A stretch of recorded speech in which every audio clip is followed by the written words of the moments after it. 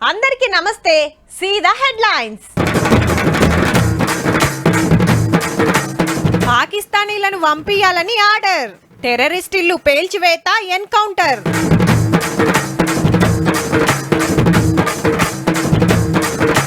ప్రజాస్వామ్యం కోసం భారత్ సమ్మిట్. కాంగ్రెస్ పార్టీకి ఉందట కమిట్మెంట్.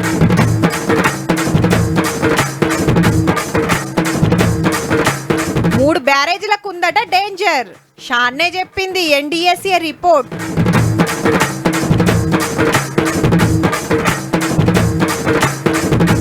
చల్లటి బీర్లకు మస్తు డిమాండ్.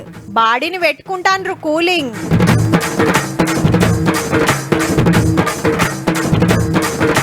వద్దట అమెరికా సంబంధాలు. ఇక్కడోళ్ళతోట వేస్తారట లగ్గాలు. పిక్కబల్సి కోడి చికెన్ సెంటర్ కాడికొచ్చి తొడగొట్టిందట. దా చూసుకుందామని.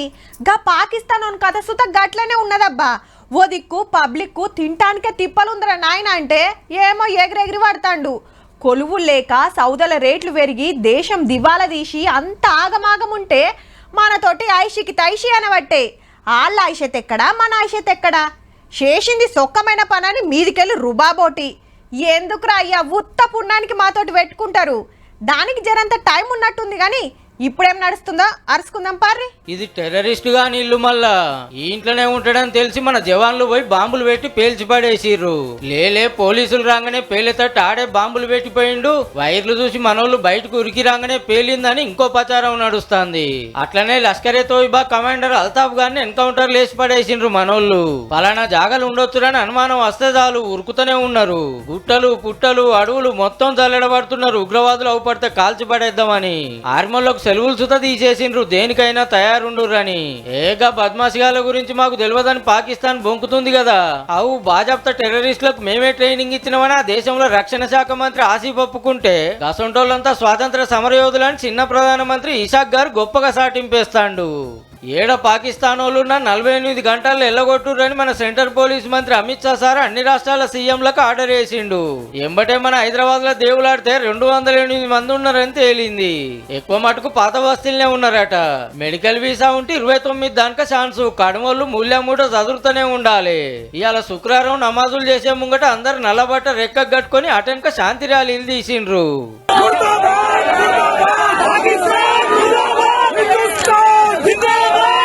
మన ఆర్మీ పెద్ద ఆఫీసర్ సార్ కాశ్మీర్ కు పోయి జవాన్లతో మాట్లాడిండు. దేనికైనా తయారుండాలని. అట్లనే కాంగ్రెస్ ఎంపీ రాహుల్ గాంధీ సార్కి వచ్చి బాధితులను పరామర్శించిండు. అన్ని దేశాలు ఐక్యరాజ్య సమితి సుధా టెర్రరిస్టుల అటాక్ ను ఖండిస్తుంటే పాములకు పాలు పోసిన పాకిస్తాన్ వాళ్ళు అయితే అస్సలు తగ్గుతలేరు. మేం కూడా అన్నిటికీ తయారని మిసైల్ టెస్టులు చేస్తుర్రట. ఆర్మీ బలం బల్గంలో ఎట్లా చూసుకున్నా మనమే మస్తు పవర్ఫుల్. ఏహే ఇట్లా ఎంతగానో చూస్తాం. అటో ఇటో తేలిపోవాలి. ఆక్రమిత కాశ్మీర్ అమరుకోవాల్సిందే అని మన దేశంలో చాలా మంది అంటున్న మాట. చూడాలి మరి ఏం చేస్తారో.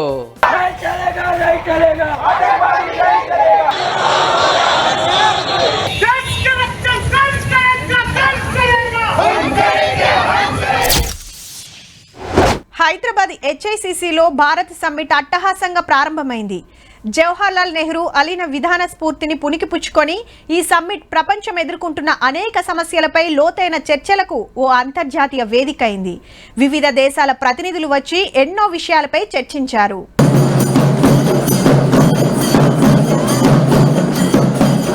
హైదరాబాద్ హైటెక్ సాకిట్ల కళాకారుల ఆటపాటలతోటి బయట దేశాల చుట్టాలను జోరుగా ఎదుర్కొన్నారు.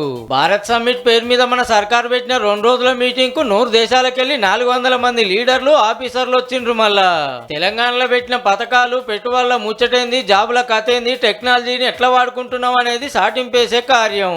దేశాల నడుమ శాంతి, సమానత్వం, సత్యం, న్యాయం, ప్రజాస్వామ్యం మీద చర్చలు చేసిండ్రు.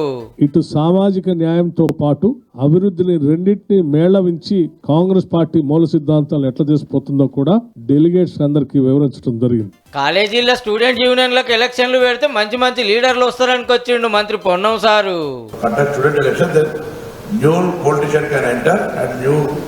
blood will become by electing students unions. ఈ గవర్నమెంట్ రాగానే 50,000 జాబులు ఇచ్చింది. స్కిల్ యూనివర్సిటీ కడుతున్నాం. నా ఇలాకాల సుధా జాబ్ల కోసం ట్రైనింగ్ ఇస్తున్నాం అని పెద్దపల్లి ఎంపీ వంశీ సార్ చెప్పిండు. In my own constituency we are developing the skill development centers which are backed by Tata also. ఈ మీటింగ్ కు రేపు ఢిల్లీకి వెళ్లి పెద్ద లీడర్లు వస్తారట. ఇది ఇట్లుంటే కాశ్మీర్ లో మనోళ్ళని చంపేసినందుకు నిరసనగా నెక్లెస్ రోడ్ లో కొవ్వొత్తుల ర్యాలీ తీసిండ్రు సీఎం రేవంత్ రెడ్డి సారు, మంత్రులు, ఎమ్మెల్యేలు. తీవ్రవాదులు పర్యాటకుల మీద దాడి చేసి చంపడం దారుణమైన సంఘటన. ఇలాంటి సంఘటనలు పునరావృతం జరగకుండా ఉండాలంటే భారత ప్రభుత్వం కఠినంగా వ్యవహరించాల్సిన అవసరం ఉన్నది. 140 కోట్ల భారతీయులందరూ కూడా ఏకమై రాజకీయాలకు అతీతంగా, పార్టీ సిద్ధాంతాలకు అతీతంగా అందరము ఒక్కటై తీవ్రవాదం మీద పోరాడవలసిన అవసరం ఉన్నది. ఇప్పుడు మనం ఇల్లు కట్టుకోవాలంటే మొదలు మంచి జాగా చూసుకుంటాం. అటెనక నక్ష గీపిచ్చి వాస్తు ప్రకారం బునాదులు దవ్వుతాం. ఎల్లకాలం బందోబస్తు ఉండాలని మంచి సలాకులు, మంచి ఉష్కే, మంచి షిమ్టి తెస్తాం. మేస్త్రిని సుతా పని మంతునే పట్టుకొస్తాం. 10 రూపాయలు పోయినా మంచిదే కానీ ఇల్లు గట్టిగా ఉండాలని. దీనికే గిన్ని జాగ్రత్తలు తీసుకుంటే ఇక 1,00,000 కోట్లు పెట్టి కట్టిన ప్రాజెక్టు కోసం ఇంకెన్ని జాగ్రత్తలు తీసుకోవాలి? గట్ల తీసుకున్నందుకే గిట్ల అయిందట మన కాళేశ్వరం. మేడిగడ్డ మేడిపండు అన్నారం ఆగమాగం సుందిల్లా సకాలేదని ఎన్డీఎస్ఏ రిపోర్ట్ ఇచ్చింది. మొత్తం ఎంక్వైరీ చేసి 1.5 ఏడాది కిందట మేడిగడ్డ కాడ పిల్లర్ దశకింది కదా, అసలు ఏమయ్యింది, ఎట్లుంది, రిపేర్ చేయొచ్చా లేదా అని ప్రాజెక్టుల పంతనం చెకింగ్ చేసే స్పెషల్ ఆఫీసర్లు వచ్చి 11 చూసి రిపోర్ట్ రాసి మన సర్కార్కు పంపిరన్నట్టు. మేడిగడ్డ, అన్నారం, సుందిల్లా ఈ 3 బ్యారేజీలు డేంజర్ లోనే ఉన్నాయట. కట్టేటప్పుడు భూమి పరీక్షలు కరెక్ట్ గా చేయలేదు, మట్టిలేముందో తెలుసుకోలేదు, మాత్రం చేసిండ్రు. పంతనంలో లాపరో ఉంది, ఏ సకా చెకింగ్ చేయలేదని రాసిర్రు రిపోర్టులా. ఇక మేడిగడ్డ 7వ బ్యాక్ అయితే అసలు పనికే రాదు, కూల్చుడు తప్పితే ఇంకో మార్గమే లేదట. ఓ గల్లా కూలగొట్టేటప్పుడు పక్క పిల్లలు కూడా దశకే డేంజర్ ఉన్నదని మొత్తం ఫోటోలు తీసి చూపెట్టిండ్రు. అన్నారం, సుందిల్లా కట్టవలసిన జాగలు కాకుండా ఇంకో కాడ కట్టిరట. అది ప్రాజెక్టు నిలబడే తావు కాదట. పైలంగా 11 రిపేర్లు ఏవాల్సిందే, ఎటమటమైతే మొదటికే మోసం అవుతుంది అంటున్నారు ఎన్డీఎస్సీ ఆఫీసర్లు. కథ గిట్లున్నది కాబట్టి మీరు ఆనకాలంలో గేట్ ఎత్తిపెట్టిరు, నీళ్ళు ఆగితే డేంజర్ అని. ఈ కితకు కూడా అట్లనే అయ్యేటట్టు ఉంది. రూల్స్ తప్పి లాస్ చేసినందుకు 39 మంది ఆఫీసర్ల మీద యాక్షన్ తీసుకోవాల్సిందేనని ముందే విజిలెన్స్ రిపోర్ట్ వచ్చింది. అటు జస్టిస్ ఘోష్ కమిషన్ ఎంక్వైరీ కూడా దగ్గర పడ్డది. ఇంజనీర్లను, ఆఫీసర్లను, కాంట్రాక్టర్లను, కంపెనీలను అందరిని పిలిచి వివరాలు తీసుకున్నారు. ఇంకో 10-15 రోజులలో ఈ రిపోర్ట్ కూడా వచ్చేటట్టు ఉంది. అన్ని రిపోర్టులు అందినాక ఇక సర్కార్ వాళ్ళు ఏం చేస్తారో గానీ నేనే కట్టించిన అని గొప్పగా చెప్పిన పాత సీఎం సారు సప్పుడు చేస్తోట్టు.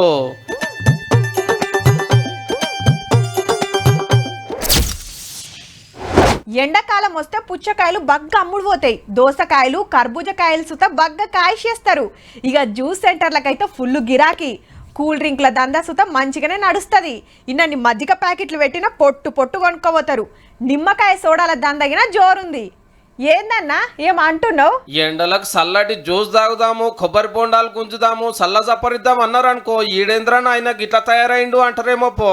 అవు మళ్ళా మంచిగా బీలరకేగా పడ్డారు ఎండలకు చల్లవార్తానికి. దీన 3 లక్షల కేసులు గుంజి పడేస్తున్నారు అంటే చూడుండ్రేగా. ఒక్క కేసులో 12 సీసాలు అంటే 36 లక్షల బీలరు కథం చేస్తున్నట్టు. పొద్దుందాకా ఎండల తిరుగుడు, పొద్దుముక కూలైతానికి దుఃఖం బాట పట్టుడు. ఈ దూపకు ఒక్కరు తాగితే అంతా అది 2-3 గుంజితే గప్పుడు పానం కుదార్థం అవుతుందా మనోళ్లకు. రేట్లు పెరిగినా కూడా బిల్ అదే సేల్ అవుతారు. రోజుకి ఎన్ని తాగుతావు అన్న? 1-2 తాగుతాను. అవునా? ఇప్పుడు రేటు పెరిగిపోయింది, ఇప్పుడు తప్పనే తాగుతున్నా. మళ్ళా ఏ తోవల చూసినా రండి అని పిలిచే వయసులే నాయే. వెనకాల పరాకతిగా సిట్టింగు తినడానికి కూడా 11 దొరుకుతుంది. ఇంతలనే దోస్తుగాడు ఫోన్ చేస్తే అన్ని కూడా ఇడికే రమ్మంటే ఇంకో 1/2 డజన్ చెప్తే కథం. ఏ పోతామా పైసలు అనుకుంటే బార్లా. మళ్ళా లగ్గాల సీజను, మనోళ్ళని తీసినాక ఫంక్షన్ హాల్కు పోతారు. పెళ్లి పిల్లగాడు దావా తీయకుంటూ ఊకోరాయే. ఊళ్ళ పూట పండుగలు కూడా గట్టిగానే అవుతున్నాయి. ఇంకో దిక్కు ఐపీఎల్. మంచిగా కాటన్ బీళ్లు తెచ్చుకొని దోస్తులంతా ఒక కాడ కూర్చొని క్రికెట్ చూస్తే అదొక మజా. మనోళ్ళు ఓడితే బాధల దాగుడు, గెలిస్తే సంబురంల దాగుడు. పల్లెపూర్లకు తిప్పల కాకుండా బిల్డ్ షాపులు ఉండనే ఉండే. హీగేమున్నది, బీల్రకు ఫుల్ డిమాండ్. అర్రలంతా పెద్ద ఫ్రిడ్జులు పెట్టినా చాలతలేవట. తెలంగాణలో తాగుడంటే అట్లుంటది మళ్ళా.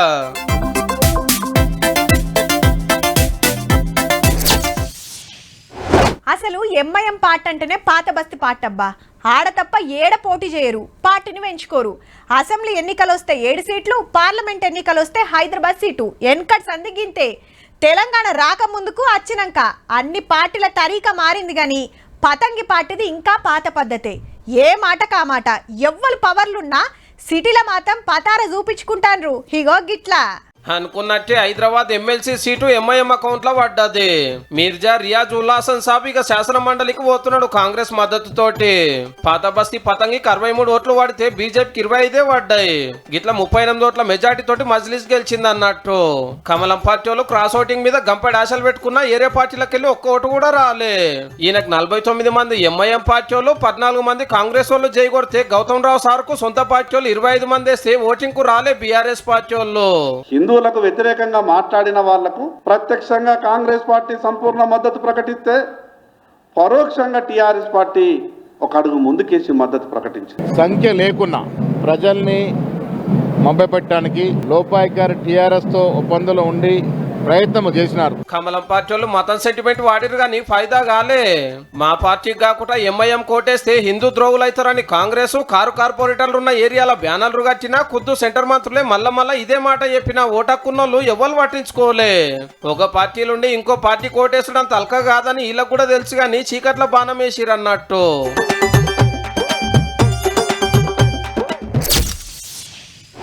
అప్పట్లా ఎట్లుండేనంటే ఎన్కౌంటర్ అయితే వార్త, ఇప్పుడు ఎన్కౌంటర్ అవుతారట అనే వార్తలు చెప్పుకోవాల్సి వచ్చాయి. వాళ్ళు ఆపమన్నా ఇల్లు ఆగేటట్టులేరు, అడవి ఎరిపెక్కకు ఉండేటట్టు కర్రెగుట్టల లోపట ఏమైతాందో బయటికైతే తెలివనిస్తలేరబ్బా. ముగ్గురే నక్సలైట్లు చచ్చిపోయిందని మీదికి చెప్తున్నా చాలా మందికే సూటి పెట్టిందని ప్రచారం అవుతుంది. పెద్దన్న ఇడ్మా కోసం వేట సాగుతుందట. 20,000 మందితోటి హెలికాప్టర్లు డ్రోన్లతోనే ఎన్కులాడుతుర్రట. పలానా కాడున్నారని అనుమానం వస్తే చాలు బాంబుల మీద బాంబులేస్తుర్రట. గుట్టలల్ల తుపాకుల సప్పుడు ఇనబడతాందని చుట్టుముట్టు ఊరోళ్ళంటాన్రు. అయితే జవాన్లకు ఎండదెబ్బ కొట్టి తక్లీఫ్ అవుతుందట. తిరిగి వశపడక 20 మంది దాంక సుస్తైతే దవాఖానకు తీసుకుపోయిండట.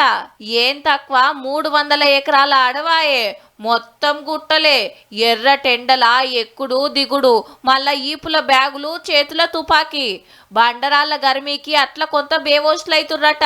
ఇదంతా అన్నలకు అలవాటు కాబట్టి ఇంతగానం తిప్పలైతలేదేమో మరి. ఈ ముచ్చటిట్లుంటే మా కోసం దేవులాడు బంద్ చేయాలే, తుపాకులు దించి చర్చలకు రావాలని మళ్ళీ ఉత్తరం పంపింది మావోయిస్ట్ పార్టీ. 10-15 రోజుల సంధి శాంతి చర్చల ముచ్చటేల పెడుతున్నా, ప్రజా సంఘాలు సుతా అడుగుతున్నా సెంటర్ గవర్నమెంట్ అయితే అస్సలు తగ్గుతలేదు.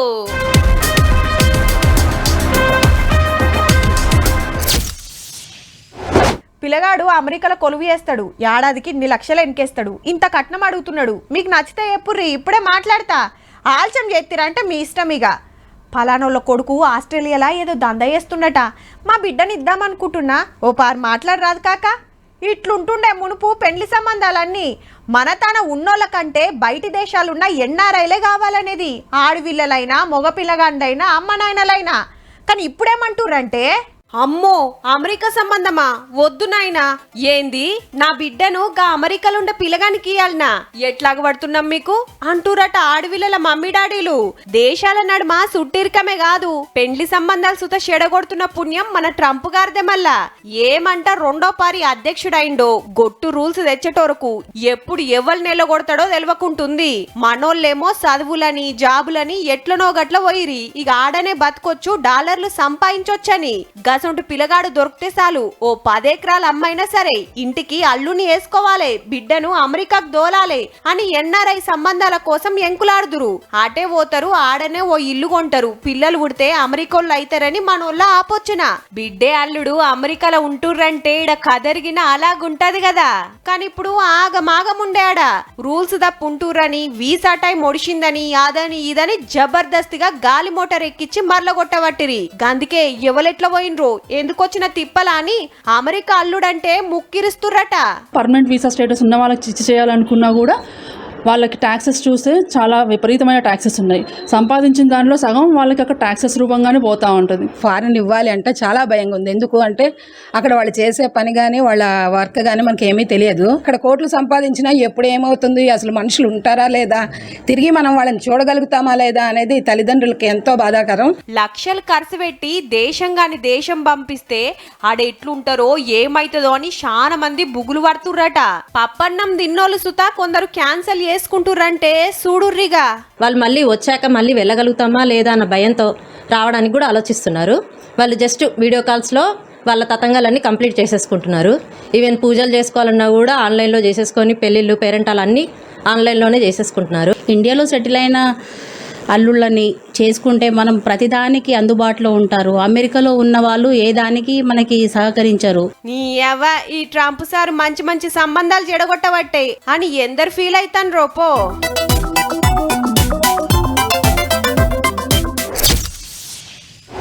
అరే ఒక్క మాట చెప్పవారా, ఇంకో 5,000 ఎక్కువనే ఇప్పిద్దు, 20,000కే బండి అమ్ముకుంటావా, 4 రోజులు ఆగరా అంటే ఇనవైతివి.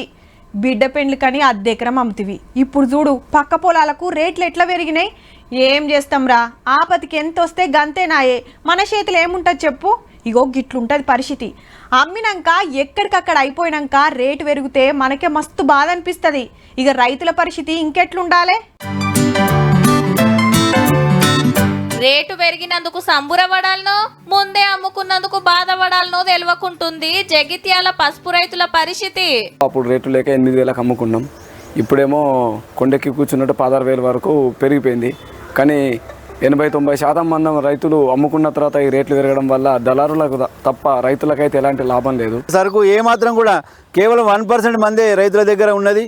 పూర్తి వ్యాపారస్తుల దగ్గర చేతులకు మారిన తర్వాత ఇలా రేట్లు విపరీతంగా పెరగడం. మొన్నటి దాకా క్వింటాల్ పసుపుకు 8-9 వేలే పెట్టిండ్రట సావుకార్లు. ఆ టైంలో ఆపతికి అమ్ముకున్నారు. మళ్ళా పంటకు పెట్టుబడి కావాలి కాబట్టి వచ్చిన కాడికి అనుకొని కాంటాలు పెట్టుకున్నారు. పంట మొత్తం అమ్మంగా అడుగు పొడుగు మిలిగితే ఇప్పుడు రేటు డబుల్ అయ్యే వరకు మస్తు బాధపడుతున్నారు అంతా. బాగా మీరు తక్కువ రేటుతో అన్నారు. ప్రస్తుతానికి ఇప్పుడు వచ్చే రేట్ అయితే ప్రస్తుతానికి 10 రేటు ఏప్రిల్ నుంచి అయితే కొంచెం రేట్ కన్ఫ్యూజన్ పెరుగుతుంది. ఇంకా పెరిగే అవకాశం కూడా ఉండొచ్చు. 14,000 నుంచి 13 నుంచి 14,000 పోతుంది. ఈ రేటు ఉంటే ఓకే, రైతుకు కొంచెం సంతోషమే. నిజామాబాద్ లో సెంటర్ వాళ్ళు పసుపు బోర్డు పెట్టే రైతు తాన ఎంత కొనాలనేది బోర్డు డిసైడ్ చేయాలి గాని ఇంకా దళారుల రాజ్యం నడిస్తే ఎట్లా నుల్లా. మళ్ళా తాపకు ఇట్లా కాకుండా రైతుకు ఫాయిదా అయ్యేటట్టు చూడుండ్రి సార్లు.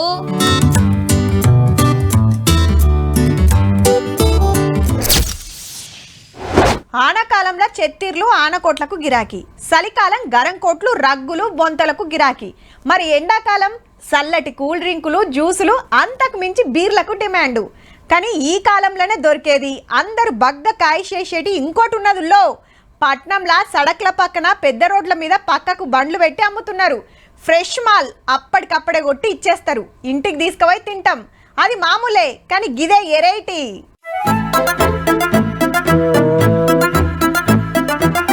మిర్చి బజ్జీలో ఆలుగడ్డ బజ్జీలో కాదబ్బా, సమ్మర్ స్పెషల్ ముంజల బజ్జీలు. అటు గౌడన్నలు ముంజలు కొట్టించుడు, ఇటు గీ అన్న బజ్జీలు దేవుడు. మంచిగా మోదుగాకుల పెట్టి అంచుకు ఉల్లిగడ్డ పచ్చిమిర్చి పెట్టిస్తే కుమ్ముడే కుమ్ముడు.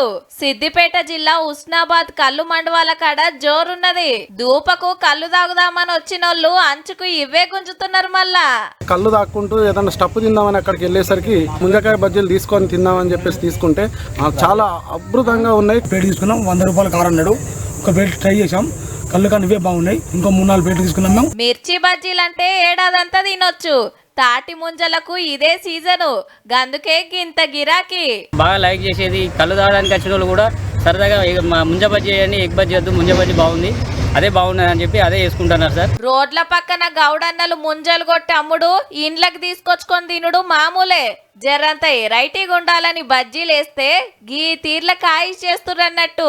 ఈ నడుమ షానూర్లల్లా తాటి ముంజల బజ్జీలు చేస్తాన్రు. ఇప్పుడు తప్పితే ఏడాదికే ఓ మల్క టేస్ట్ చూడుండ్రి మళ్ళా.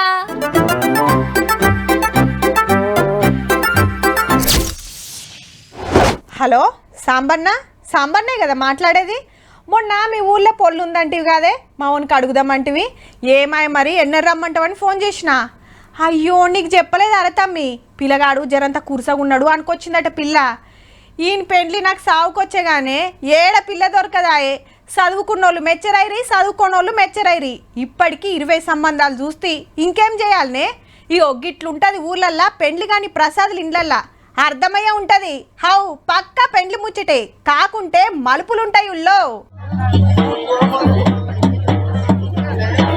అందరు 3 ముళ్ళేస్తే గీ అన్న 6 ముళ్ళేసిండ్రుల్లో. ఆవు ఒక్క పారే 2 లగ్గం చేసుకున్నాడు.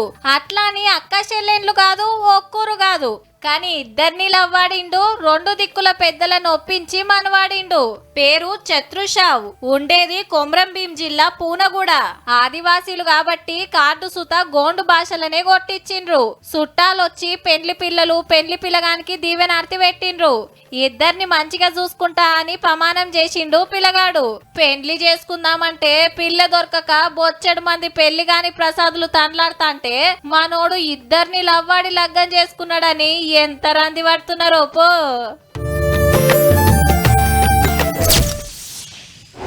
దోస్తులంతా కలిసి చిన్నప్పటి దోస్తుకు ఆసరైనరనో, సారుకు సాయం చేసిండ్రనో, దందా పెట్టి లాభాల పంట వండిస్తుర్రనో, పేద పిల్లలకు ఆసరైతానికి ఓ స్వచ్ఛంద సంఘం పెట్టిరనో, ప్రకృతిని కాపాడుకుంటానికి తండ్లాడుతుర్రనో, దేశం కోసం కొట్లాడుతున్నారనో అప్పుడో ఇప్పుడో ఇసొంటి వార్తలు చూస్తుంటాం. అసొంటి కొందరు దోస్తులను తీన్మార్లకు పట్టుకొచ్చినాం అంటే వాళ్ళు ఏదో గొప్ప కార్యమే చేసి ఉంటారు అంటుర్లే. చూడుర్రి మీకే తెలుస్తుంది. దోస్తానంటే గీలదే పో, కలిసి కష్టపడుతున్నారు. మళ్ళా ఏది పడితే అది ముట్టుకోరుల్లో పొలాల కాడ బోరు మోటార్లకే సూటు పెడుతున్నారు. మొత్తం 24 మోటార్లు 9,60,000 ఇల్వా. నల్గొండ జిల్లాలో 6-7 ఊర్లు గుత్తబట్టి 4 ఏళ్ల కాంచెల్లి మోటార్లు మాయం చేస్తున్నారట. ఈ నడవ కంప్లైంట్లు ఎక్కువయ్యే వరకు స్పెషల్ టీంలు వేసిర్రు పోలీసులు. మార్కెట్ పాలికాడ చెకింగ్ చేస్తుంటే 2 బండ్ల మీద 4 మోటార్లు పట్టుకొని వస్తుంటే గట్టిగా అడిగే వరకు భాగవతం బయటేసుకున్నారు. వీళ్ళు కాక ఇంకో 2 ఉంటే ఆళ్ళం సుత దొరకబట్టిండ్రు. అయితే వీళ్ళందరూ కూడా జలసాలకు అలవాటు పడి ఒకే గ్రామస్తులు షాపెల్లి నరకపల్లి మండలం. వీళ్ళందరూ కూడా మిత్రులు, త్రాగుడుకు అలవాటు పడి వీళ్ళందరూ ఒక ముఠాగా ఏర్పడి ఈ దొంగతనాలు చేస్తారు. జర మర్యాదలు గట్టిగా చేయురి సార్లు. ఇంకేం దొరకనట్టు రైతుల మీద పడ్డరేమురా నాయన. చూసిండ్రు కదా, ఇక ఇవ్వుల్లా ఇయాల్టి తీన్మార్ ముచ్చట్లు ఉంటామల్లా. నమస్తే.